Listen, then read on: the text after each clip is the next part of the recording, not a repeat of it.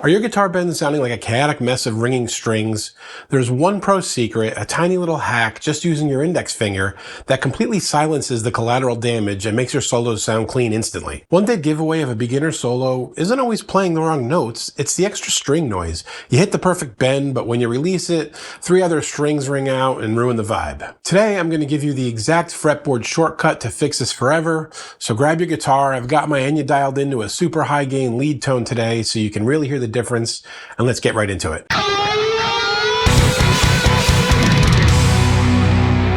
So to solve this excessive noise problem, it isn't about the finger doing the bending or even muting with your right hand. It's actually a matter of making use of another finger that's just kind of hanging out there. You see, when you're starting out, most players focus 100% of their energy on the ring finger pushing the string up.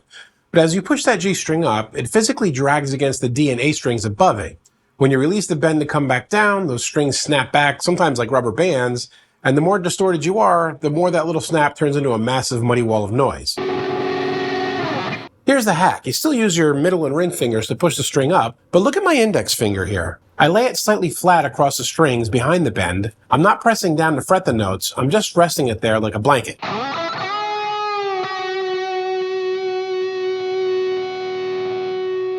Your index finger acts as kind of a shock absorber, and now when you push the strings into those upper strings and release, they're dead quiet because your index finger is muting them. You get the pure, screaming bend with absolutely zero extra noise. It's pretty simple but genius, right? I think the first person I saw do it was Steve I back in like the late 80s, and it really stuck in my head. Now, another bonus detail here that I'll share because it's come up with my students over and over again when they first start to bend, and that is when I'm bending the first 2 strings, the E or the B, I'm always bending up towards the ceiling.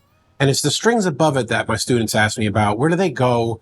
And you kind of push it up with your fingertip right at the edge of it where your nail is, or if you have high action, it might even actually get pushed onto your fingertip, which is fine as long as you're using that first finger blanket trick. Let me show you with a player's eye view so you can really see it. See how the string right there is kind of sitting right by the fingernail on the fingertip? When I'm on the 3rd string, the G string, I can do the same.